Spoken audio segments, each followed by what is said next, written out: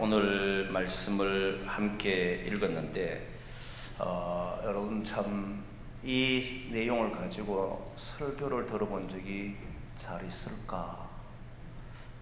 여러분 한번 떠올려 보면 저도 신앙생활을 했다면 꽤 오래 한 모태 신앙생활을 했기 때문에 꽤 오래 했고 목회만 해도 근 30년 이상을 했는데 이 설교를 거의 하질 않습니다. 그리고 들어본 적도 잘 없는 것 같고, 사실 오늘 본문은 입에 담기가 어려울 만큼, 공식적으로 대놓고 말하기 어려울 만큼 그런 내용들이 담겨 있습니다. 사실 주저도 되고 피하고 싶기도 하고 넘어가고 싶은 마음도 들기도 하고 그런 마음이 있지만, 그러나 하나님은 이 말씀을 기록하셨다는 것은 어느 시대든지 이 말씀은 하나님의 말씀으로 울려야 한다 생각을 하거든요. 그러니까 이렇게 흘러가면서 말씀을 보게 되면 피할 수 없는 말씀들이 참 많습니다. 피하고 싶은데 피할 수 없는 말씀. 그러면서도 그 말씀이 오늘날 우리에게는 어떻게 적용해야 하는가라고 하는 고민을 하지 않을 수 없는 말씀들이 있습니다. 그게 오늘 하나의 말씀이 됩니다. 먼저 이 말씀을 하기 전에 지난 시간에 한 가지 구별된 자로서 살아가는 법, 구별된 자가 어떻게 살아야 하는가 했을 때 한 가지를 빼놓고 했습니다. 오늘 본문과 연결해서 보면 여전히 사람이 살아가면서 가정 속에서 일어나는 많은 문제들에 포함된 내용이기 때문에 오늘에 포함시켜서 말씀을 하려고 합니다. 그 첫 번째가 바로 부모를 저주하는 자는 반드시 죽일지니라 라고 하는 말씀입니다. 부모를 저주한다. 사실 여러분, 부모를 저주하는 사람들을 본 적이 있습니까? 저는 계속해서 떠올려 봤지만 제 자신도 부모를 이렇게 저주라는 표현 말이에요, 그렇게 해본 적이 없는 것 같아요.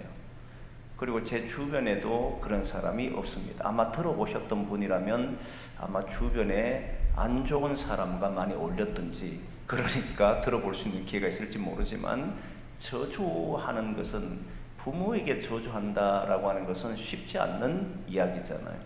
저주라는 단어 자체가 사실은 어떤 사람을 재앙이 일어나거나 또는 불행이 일어나도록 비는 행위잖아요.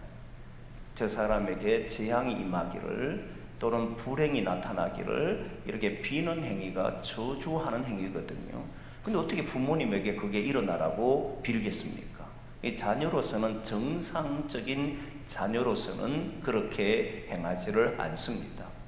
그러면 이걸 굳이 걱정할 필요가 뭐 있지? 이런 생각 들잖아요. 근데 이때 이 저주라고 하는 용어는 단순히 저주하면 왜 죽이라고 하는지에 대한 이야기는 조금 뒤로 돌려두고, 저주한다라고 하는 이 말이 무엇을 의미하는지를 봐야 합니다. 그러면 상당히 놀라울 거예요. 저도 원어를 보면서 이렇다면 상당히 충격이다 랄 정도가 되니까요. 저주라고 하는 말은 조금 전에 말했던 것처럼 재앙이나 불행이 일어나기를 비는 행위라고 나오지만, 그러나 성경에서 말하고 있는, 오늘 본문에서 말하고 있는 저주라고 하는 이 단어는 부모를 경외하라는 것과 대조되는 말이에요. 부모를 경외하십시오. 그것이 마땅합니다. 부모를 공경하십시오. 경외가 아니라 공경하십시오라고 하는 용어와 대조되는 거예요. 그러니까 공경이라고 하는 단어의 뜻은 무겁게 만들다 이 말이에요. 부모를 가볍게 취급하면 안 된다는 말이에요. 부모님을 무겁게 생각해야 된다. 부모님을 어렵게 생각해야 된다. 함부로 대해서는 안 된다. 이런 것이 부모를 공경한다 이 말입니다. 그럼 반대로 부모를 저주한다라고 이 말은 조금 전에 공경과 대조되는 말이라고 했잖아요. 그럼 부모를 가벼이 여긴다, 또는 멸시한다, 또는 부모님을 업신 여긴다, 이런 말이 저주란 용어예요. 처음에 이야기했을 때 부모가 불행하기를, 부모가 재앙받기를 말하는 자녀들은 거의 주변에 없습니다. 그런데 부모를 멸시하거나 부모를 업신 여기거나 부모를 가벼이 여기는 사람들은 많습니다. 저도 돌아보면 저의 삶에도 그런 때가 많았어요. 부모를 쉽게 생각하고 쉽게 말하고 또는 어떤 데는 무시하기도 하고 아무것도 모르면서 뭘 말하냐고 이런 말들은 자주 하게 되고 이런 일들이 있었단 말이에요. 그런데 오늘 본문의 말씀은 이런 사람은 반드시 죽여라 이렇게 나옵니다. 이런 사람을 반드시 죽여라. 자, 그러고 보면 여기 있는 사람들 중에 그래도 여러분들은 부모님을 공경하고 살았다고 믿고 저는 아마 여러분 앞에 못 섰을 것 같습니다. 개인적으로 생각해요. 어릴 때부터 지금까지 생각해보면 부모를 공경할 때도 있었지만 때로는 가볍게 여기면서 행동한 적도 많았기 때문에 이 말씀대로만 한다면 저는 반드시 죽어야 될 사람입니다. 참, 이 말 생각해보면 너무나도 힘들잖아요. 이래 되면 이걸 어떻게 이해를 해야 할 것인가? 왜 하나님은 죽이느냐 죽이지 않느냐 문제를 조금 뒤로 하고 하나님께서 죽여라 할 만큼 이 문제가 심각한가? 부모를 가볍게 대하고 업신여겨서 말한 이 행동이 그렇게 문제가 되는가? 우리는 쉽게 행동하고 쉽게 말할 때가 많은데 이 행동이 하나님이 죽일 만큼의 그런 무거운 죄가 되는가?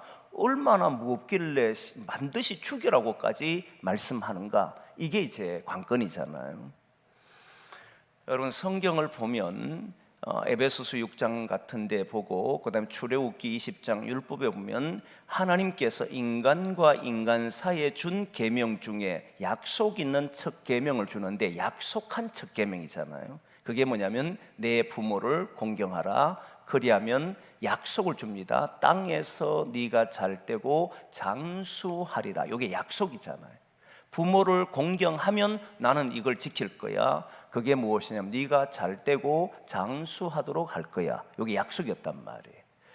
그러나 실제 우리가 살아가면서 경험하는 것은 부모를 공경하고 이렇게 살면 땅에서 잘되고 장수하는가라고 하는 질문을 저는 끊임없이 던졌고 여러분들도 어버이 주일날 이 말씀들을 간혹 들었을 겁니다. 이제 우리 교우들은 여기에 대해서 정리를 했을 겁니다. 자, 우리가 땅에서 잘되고 장수하는 것이 부모를 공경하는 것이라면 많은 이들이 그렇게 했겠지요. 그런데 우리의 눈앞에 보이는 많은 일들, 현실적으로 보는 사람들 중에는 부모를 공경하지 않고도 잘되고 잘 사는 사람이 있다는 사실이에요. 그러면 이 말씀은 거짓이 될 가능성이 높잖아요. 부모를 공경하고 잘 섬기는 것이 땅에서 잘되고 장수하는 길이 아닐 수 있게 되어버립니다. 어떻게 이해를 해야 될 것이냐라고 했을 때 부모를 공경하고 공경하고 사는 것이 바로 장수와 연결되는데 이 장수는 단순히 오늘 또는 내일 90세 이런 것을 말하는 게 하나님은 은혜를 베풀 때 1000대를 베푼다는 이야기 하지 않습니까? 하나님께서 생각하는 장수는 이어서 복을 받는다는 거예요. 가나안 땅이라고 하는 땅을 주셨을 때 이 가나안 땅은 한 대가 끝나고 나면 다른 사람들이 와서 정복하는 땅이 돼서는 안 된다는 거잖아요. 가나안 땅을 약속의 땅으로 줄 때는 거기에서 하나님의 은혜를 1000대까지, 이 말은 단순히 1000대라고 하는 숫자를 말하는 것이 아니라 계속해서 이어서 복을 받는 민족으로 살아가라는 거지 않습니까? 그 중에 하나가 뭐냐면 부모를 공경하는 거란 말이에요.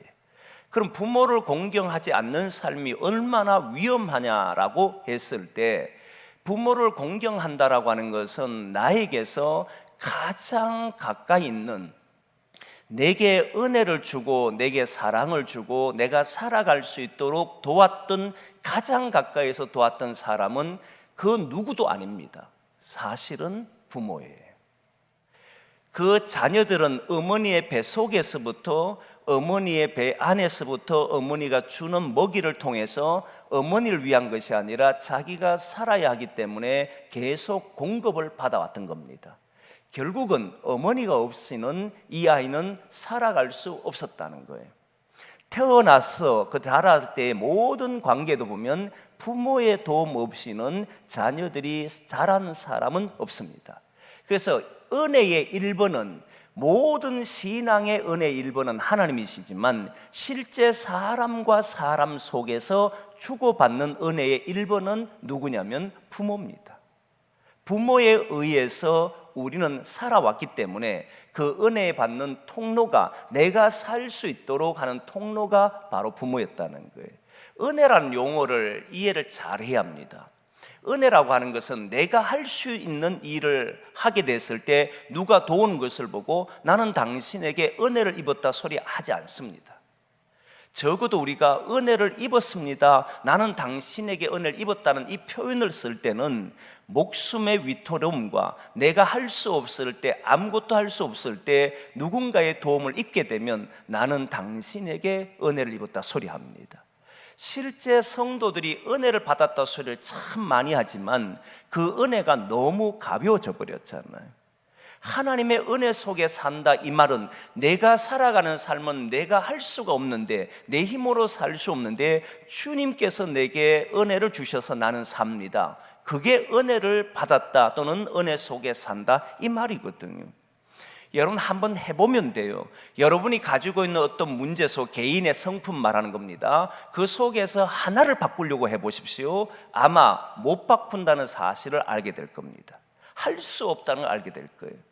그런데 하나님은 내게 은혜를 베푸셔서 이걸 바꿀 수 있게 해주십시오. 내 힘으로는 안 됩니다. 주님이 해주지 않으면 나는 여기에서 못 벗어나요. 이 사망과 같은 이 모습에서 벗어날 수 있는 길은 오직 주님입니다. 발부둥치고 노력해도 안 될 때, 그때 주님의 은혜를 기대했는데 그 순간에, 내가 어느 순간에 보니 하나님께서 나로 하여금 그 어두웠던 터널에서 건져냈을 때 사람들은 모두 하는 이야기가, 이건 내 힘이 아니라 주님의 은혜입니다, 이 고백할 거예요. 이런 고백이 마찬가지로 생각해 보면, 우리가 이 땅에 태어나서 우리가 살아오면서 가장 큰 은혜를 받아 우리에게 주었던 사람이 누구냐면, 우리가 가만히 누워있을 때, 뒤집었을 때 그걸 걷도록 하고 기계하고 일어나게 하고 움직이게 하고 살아가도록 했던 모든 요소는 다른 누가 해준 게 아닙니다. 형제가요? 이웃이요? 그건 누가 해준 게 아니에요. 우리는 가만히 두면 다 죽어야 되는 사람들이고 아무것도 할 수 없는 사람이었는데, 그거를 할 수 있도록 해준 이가 누구냐면 부모였다는 거예요. 근데 이 부모의 은혜를 모르고 산다, 부모를 멸시한다, 부모를 업신여긴다, 이 말은 은혜를 모르는 자로서 나는 산다, 이 말을 하는 거예요.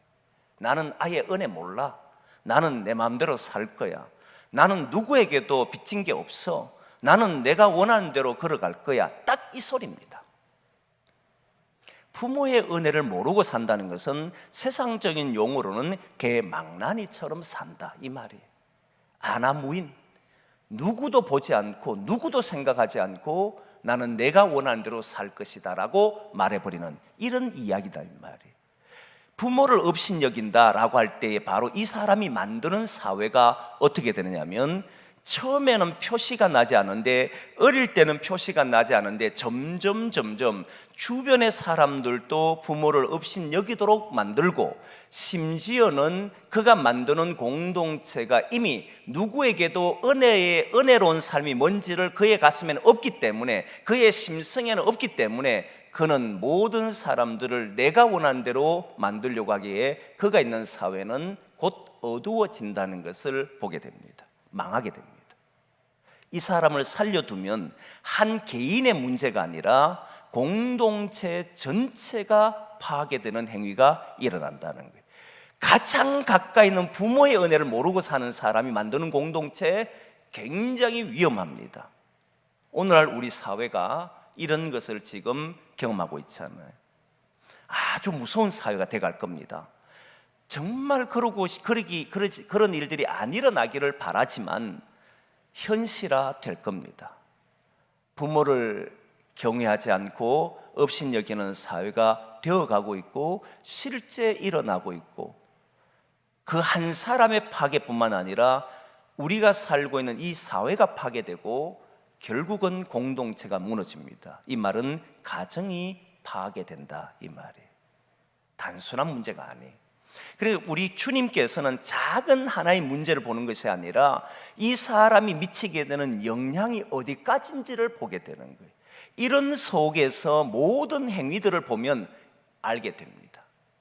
여러분 보면 사람들이 살아가면서 행위를 할 때에 그냥 오늘은 아무 문제가 되지 않기 때문에 행동을 할 수 있다고 생각하잖아요. 그런데 이 행동이 시간이 지났을 때 내 가정의 다른 사람들에게나 또는 공동체 안에서는 이 사회의 어둠으로 몰고 간다면 오늘은 괜찮은 행동일지 몰라도 저는 멈춰야 된다고 생각하는 사람이에요. 오늘은 이것은 문제되지 않아 해도 사회에 영향을 주면 저는 멈춰야 된다고 생각해요. 조금 뒤에 나오겠지만 여러분 동성애라고 하는 문제가 그게만 현안되어 있지만 사실은 오늘 본문에 보면 희한한 일 많습니다. 저는 동성애에 대해서 목사로서의 양심을 걸고 묻는다 해도 저는 거부합니다. 동성애자들을 불쌍히 여기는 것은 인간으로 하나님이 사람을 긍휼히 여기기 때문에 그들을 위해서 그들도 죄인이기 때문에 구원해야 된다라고 하는 것은 저는 믿습니다.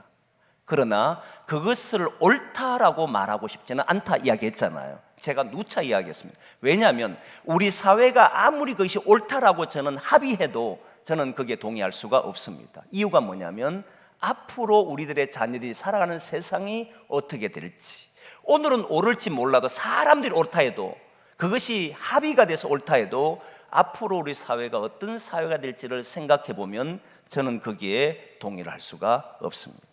그렇지 않겠습니까? 그래서 우리는 제가 항상 강조를 하지만 기독인은 이 시대를 책임지는 곳이 교회다. 단순히 우리 교회만 잘 되고 잘 먹고 사는 것이 아니고 우리의 행동 하나하나가 이 시대에 어떤 영향을 주는 것인가를 판단해 보면 그 행동할 때 그 단순한 작은 행동이라 할지라도 반드시 판단을 하나님 안에서 하게 될 것이라고 생각해요.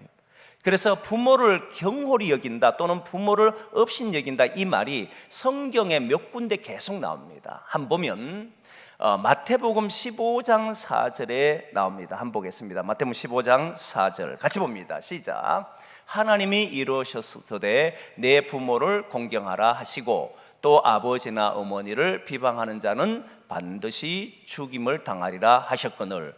위 안 떠요?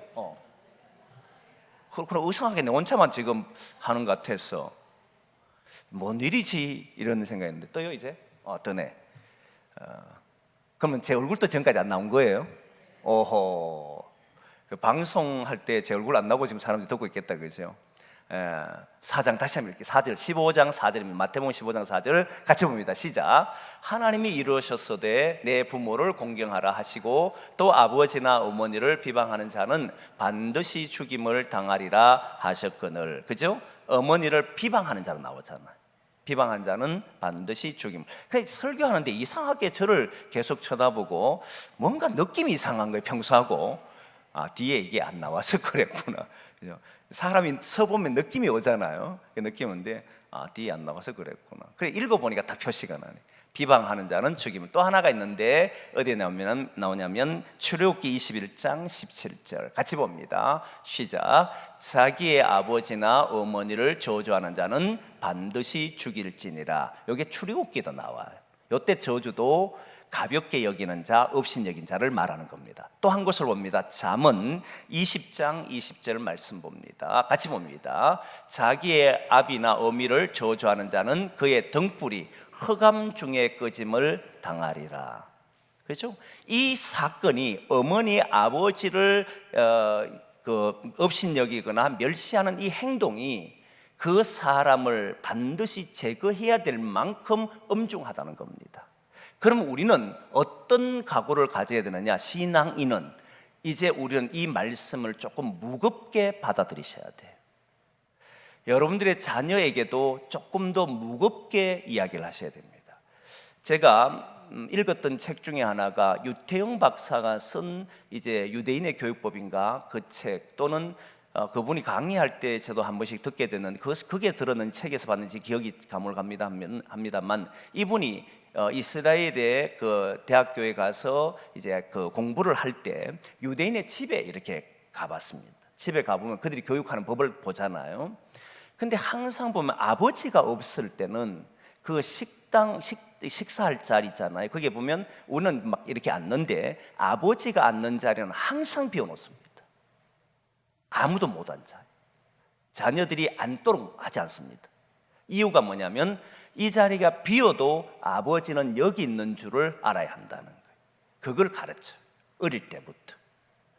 여러분, 우리는 자녀들을 교육할 때 부모에 대해서 말을 잘 하지 않는 경우가 많은데 사실은 교육해야 합니다. 부모에 대해서 경외하고 무겁게 생각하는, 아무리 친구처럼 지내고 말을 서로 막 편하게 한다 해도 그래도 거기에는 뭐가 있어야 됩니까? 무거운 것이 있어야 돼요. 우리는 옛날부터 아버지는 무겁게 한다고 목소리를 깔고 알을 야단치고 막 이렇게 했잖아요. 그런 걸 말하는 게 아니에요. 아버지를 존경할 수 있도록, 어머니를 존경할 수 있도록 교육을 해야 된다는 거예요. 이거를 조금 무겁게 받아들이세요. 지금부터라도 이미 다 커버린 사람이 그렇다면 안 된다면, 이미 큰 사람들은 어머니를 가볍게 여기지 않습니다, 이제는. 그런데 어린 아이 때에 이런 행동들 많이 하잖아요. 그래서 혹시 손자나 손녀가 있다면 그들에게는 부모를 경외하는, 부모를 업신여기는 일을 하지 않도록 경외하는 자가 되도록 가르쳐야 되고, 성경에서는 이런 사람은 저주를 받는다, 끊어진다, 죽는다고 이야기한다고까지 말을 해서 이 말을 무겁게 받아들일 수 있도록 하셔야 된다는 거예요. 그러면 여러분, 자녀로 인해서 세월이 지났을 때 여러분과 저는 자녀로 인해서 기쁨이 생기는 줄 믿습니다. 부모를 생각해서 행동하는 아이가 돼 보십시오. 얼마나 좋겠습니까? 어떤 일을 할 때도 내 부모가 이걸 원하는가, 내가 이러면 아버지 이런 먹칠을 되는 게 아닐까, 내가 이렇게 행동하면 어머니가 괴로워하지 않겠나, 이렇게 판단하고 행동하는 아이가 되면 그 아이가 얼마나 잘 자라겠습니까? 그래서 그런 아이가 되도록 우리가 함께 기도하기를 원합니다. 부모를 공경하는 아이가 되도록. 그래야 네가 땅에서 잘 되고 장수한다. 천대까지 우리의 가문이 은혜 받기를 원한다. 그걸 우리가 가르치고 함께 가기를 소망합니다. 이제 조금 전에 말했던 것처럼 입에 담기 어려운 이야기를 조금 하려고 합니다. 근데 사실 제가 이 원고를 잘 안 보잖아요.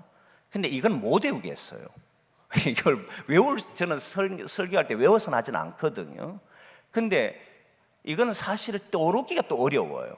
그래서 제가 요거는 원고를 보고 도대체 무슨 일이 벌어졌는지는 제가 한번 읽어드릴까 합니다. 거기에 보면 이렇게 나옵니다. 이제 10절부터 쭉 나오는 이야기인데, 그 말씀을 보게 되면 이제 이야기할 때 보면 반드시 죽이는 사람이 있습니다. 누구냐면 남의 아내와 간음하는 자. 사실 오늘 여기 나오는 사람들은 간음하는 사람, 간음하는 자 이런 말하고 싶지 않아요. 간음하는 놈 이렇게 말하고 싶을 정도로 사실 참 인간 이하의 행동을 하는 사람들입니다. 근데 그래도 강대상에서 욕은 할 수 없으니까 자라라고 이야기하겠습니다. 여기 보면 남의 아내와 간음하는 자, 그의 아버지와 동침한 자, 그의 며느리와 동침한 자, 여인과 동침하듯이 남자와 동침한 자 반드시 죽일지니라. 딱 그렇게 나. 여러분 참 기가 막히죠. 남의 아내와 동침하고, 그리고 그의 아버지와 동침하고, 그의 며느리와 동침하는 이런 일을 행한다. 참 이걸 입에 담아야 될지. 그리고 또 하나는 형제의 또 하나는 이제 그다음 나오는 건데, 아내와 장모를 함께 데리고 사는 사람은 불살라라. 이렇게 나와.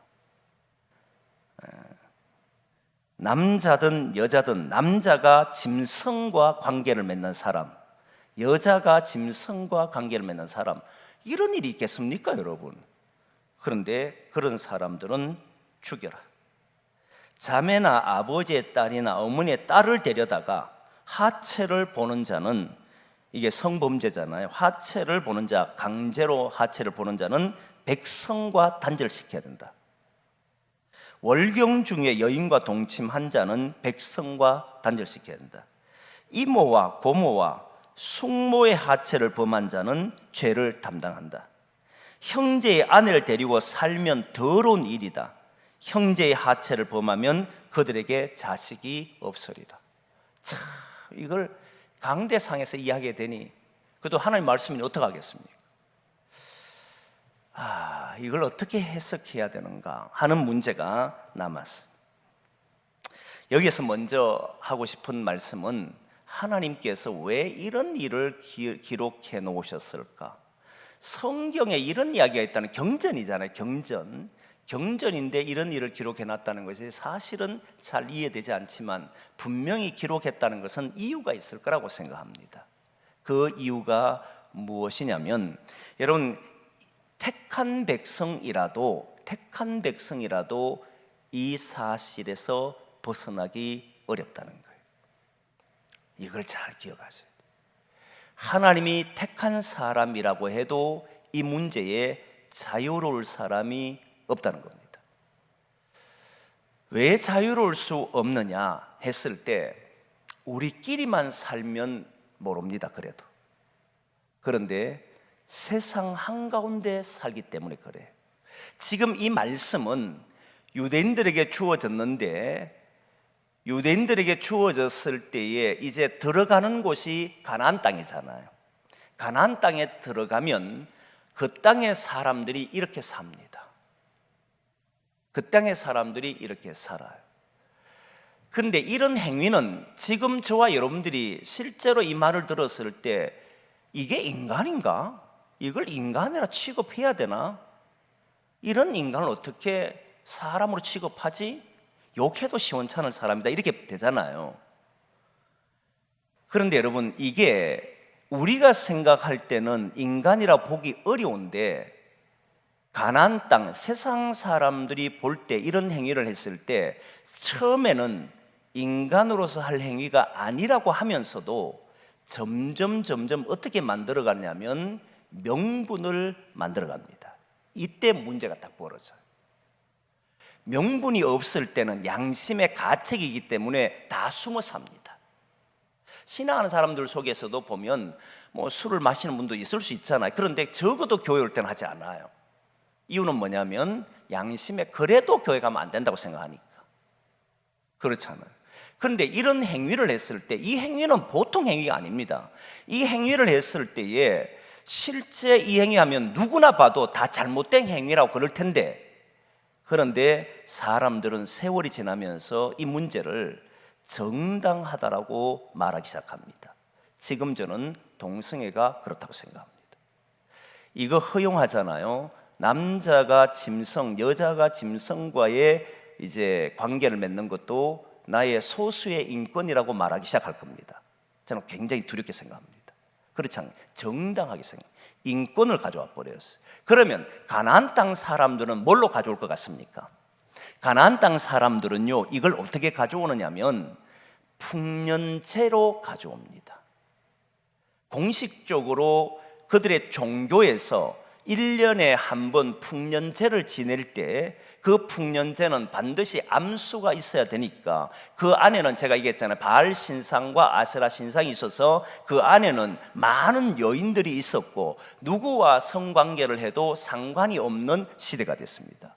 그래서 하나님은 그 땅을 타락한 땅이다, 완전히 더럽힌 땅으로 받고 그렇게 됐을 때에 하나님께서 이스라엘 백성들을 거기에 들어가도록 했잖아요. 아모리 족속이 아직 죄악이 간영하지 않았다 했고 그 죄악이 뭔지를 몰랐는데 나중에 430년 지나고 광야 40년 도합 470년 지나고 가나안 땅에 들어가 보니까 성행위가 문란히 일어났는데 그 성행위의 타락은 상상하기 어려운 존재로 타락해 버렸잖아요.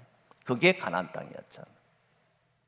그러듯이 그 땅은 풍년을 되려고 하면 이런 성적인 관계가 있어야 된다고 종교에서 공식적으로 허락을 해버릴 때 그 기간에는 어떤 잘못을 해도 문제가 되지 않았습니다. 그러면 이게 처음에는 그런 의미지만 사람은 자기의 욕망이 있기 때문에 욕심이 누구나 있겠습니다. 인간은 타락한 존재이기 때문에 우리가 그 타락한 존재를 이기며 살아야 되는 사람이어서 참고 인내하는 것이지, 타락한 근성은 언제나 우리를 어둠 속으로 몰고 가려고 하지 않습니까? 그런데 마침 종교에서 허락을 하는 순간에는 놀랍게도 자유를 누려버립니다. 그때부터 사람은 걷잡을 수 없게 되어버립니다. 그리고는 자기의 행동을 정당화시키려고 합니다. 많은 이들이 그러고 있잖아요. 나를 사람들이 알아주지 않아서 뭐 등등, 나는 가정을 잘 하려고 해봤는데 누구 때문에 등등, 이런 말들을 하잖아요. 그건 핑계일 뿐이고 아주 얄팍한 수일 뿐이고, 그것은 자기를 잘못된 삶으로 이끌고 있는 하나의 말들 뿐입니다. 그거는 있을 수 없는 말이잖아요. 이런 형태로 해서 사람들은 자기를 무너지게 하더라는 거예요. 그러니까 여기에서 말하고 싶은 것은, 하나님은 이걸 기록해 놓은 것은, 인간은 하나님에 의해서 선택을 받았다고 해도 여전히 우리 안에는 죄악들과 어둠에 속해서 살아갈 수밖에 없는 연약한 인간이기 때문에 이 문제는 안 일어날 수 없다는 겁니다. 모든 세상이 주님이 오실 때까지 다시 오셔서 이곳에 하나님 나라, 완전히 새로운 하나님 나라가, 우리가 하나님 나라가 완성된 곳에 갈 때까지 이 문제는 누구도 자유롭지 않습니다. 저를 비롯하여 모든 사람 자유롭지 않습니다. 그리고 거기에 명분을 세우고 정당성을 세웠을 때는 거기에 넘어갈 사람도 많습니다. 이거를 기억하셔야 된다. 어떻게 성경에 이런 걸 기록할 수 있지? 성경은 삶을 이야기하는 것이니까 하나님의 사람이라고 하더라도 이 현실에 살아가는 사람들과 함께 살아가기 때문에 우리는 두 눈으로 목도할 수밖에 없습니다. 그들이 하는 행위들을 다 봅니다. 그런데 심지어 교회 안에서도 일어나 버리면 나도 괜찮겠네라고 생각해 버립니다. 그리고 어느 순간에 교회 안에서도 타락된 문화가 버젓이 행하는 일들이 벌어집니다. 그래서 저는 두 번째 이 말씀을 주신 이유는, 성도는, 거룩한 백성은, 구별된 사람은 이것과 싸워서, 날마다 싸워서 이겨내야 한다는 겁니다. 어둠에 들어가는 일들, 어둠 속으로 끌고 들어가는 속삭임들, 아무리 정당성을 가지고 이야기해도, 명분을 가지고 이야기해도 그 유혹을 이겨내야 될 사람들이 누구냐면 바로 하나님의 택한 사람들이 해야 될 거라는 거예요. 가나안 땅에 들어갔을 때 하나님은 가나안 땅 사람들을 완전 박멸하라 그랬습니다. 완전 박멸했으면 그들의 문화를 보지 않았을 겁니다. 그러면 그래도 지켜낼 수 있었을 거예요. 그러나 완전 박멸을 못했습니다. 그 땅은 여전히 가나안 풍습이 그대로 존재하는 땅이었고, 거기에서 어울려 살다 보니 그들의 눈으로 그들이 하는 것을 보았고, 그들이 하는 행위들이 어느 순간에 옳다라고 생각을 해버린 순간에 이들은 거기에 어둠 속으로 들어가 버렸다는 거예요. 여러분, 저와 여러분들은 어둠 속으로 들어가는 행위를 해서는 안 된다는 거예요. 그걸 지켜내 주셔야 된다. 시대가 다 무너져도 저와 여러분은 자신에게 주어진 신앙을 가지고 세상의 향락의 쾌락을 이겨낼 수 있는 그런 성도들이 되기를 원합니다. 이걸 지켜내 줄 수 있어야 돼요. 하나님은 그것을 우리에게 원하신다. 우리가 이겨내 주시기를, 우리가 싸워 주기를, 이 땅이 어두워지는 일에 우리가 쓰이는 것이 아니고 빛이 되는 세상이 되도록 우리를 사용하게 하신다. 이 점을 잊지 않았으면 좋겠다, 이 말이에요. 그래서 오늘 말씀을 보면 이제 출애굽기 아니고 마지막 이제 말씀을 한번 찾아보는데 14절 오늘 말씀 한번 보십시오. 왜 이런 일을 건져내야 되는지 보는데 14절 말씀 봅니다. 같이 봅니다. 시작. 누구든지 아내와 자기의 장모를 함께 데리고 살면 악행인즉 그와 그들을 함께 불사를 지니 이는 너희 중에 악행이 없게 하려 함이라. 앞에 거 다 떠나고 이 모든 일에 뭐가 없게 하려고요? 악한 행실이 없도록 하기 위한 것이다. 그리고 봅니다. 23절 보십시오. 같이 봅니다. 23절 시작. 너희는 내가 너희 앞에서 쫓아내는 족속의 풍속을 따르지 말라. 그들이 이 모든 일을 행함으로 내가 그들을 가증히 여기노라. 이 행위는 하나님 보시기에 가증한 행위라는 거예요. 이 행위는 하나님도 인정할 수 없는, 정말 하나님도 눈 감고 싶은, 그 소리 듣기 싫은 이런 행위가 바로 이런 행위들이에요. 이 가나안 땅의 풍속이란, 세상 풍속에 우리가 물들면 안 됩니다. 성령의 법에 따라 사는 사람이 된다. 그래서 여러분 보면 그렇게 됐을 때 어떻게 되냐면 22절 보십시오. 나옵니다. 22절 말씀 같이 봅니다. 시작. 너희는 나의 모든 규례와 법도를 지켜 행하라. 그리하여야 내가 너희를 인도하여 거주하게 하는 땅이 너희를 토하지 아니하리라. 가정한 땅으로 만들어버리면 더 이상 거기에서 살 수 없게 되어버린다 이 말이에요. 그래서 토하여낸다 했을 때 소돔과 고모라 성도 멸망했던 이유가 최종적으로 성범죄였습니다. 그렇잖아요. 노아 시대 때도 홍수가 내렸을 때 최종 범죄가 뭐였냐면 하나님의 아들들이 사람의 딸들을 사랑하여서 행동해버린 일들이잖아요. 결국 성문제였습니다. 가나안 땅을 하나님께서 아브라함이 약속했을 때 하나님 이렇게 말했잖아요. 네가 이방에서 객이 되어서 그들에게 고통을 당하리라 그러면서 400년 만에 이곳으로 올라올 것이다. 이렇게 4대만이라는 표현을 썼습니다. 저는 그 말씀을 보면서 왜 하나님은 지금 안 주시고 4대 만에 주신다 그러고 400년이 지나서 주실까라고 했을 때에 놀랍게도 사람이 세월이 점점 지나면 4대까지 자신들의 마음을 지킬 사람들이 잘 없다는 겁니다. 실제로 가나안 땅에는 아모리 족속이 살고 있었는데 7족속이 살고 있었는데 이 7족속이 완전히 타락하는 기간이 약 한 400년 정도, 더 이상 돌이킬 수 없는, 땅이 토해내야 될 만큼 그 땅이 이미 황폐화된 곳이 되도록 만드는 일에 약 한 400년이 지났다는 거예요. 여러분, 우리는 굉장히 빨라질 겁니다. 지금은 정보 공유가 너무 빠릅니다. 그렇기 때문에 인간의 마음에 황폐화되는 것은 속도가 어마어마하게 빠를 겁니다. 여러분, 우리 눈 뜨면 뉴스 보는 것이 겁이 날 만큼 범죄들이 빨라지잖아요. 예전에 듣지 못했던 이야기들이 일어나잖아요. 이 모든 것은 이제는 속도전이에요. 속도가 빨라졌다는 겁니다. 그만큼 위험 요소들이 더 많아졌다는 거예요. 이때 저는 저와 여러분들과 함께 해야 될 것이 뭐냐? 우리를 지키자는 거예요. 힘들지만 지키자는 거예요.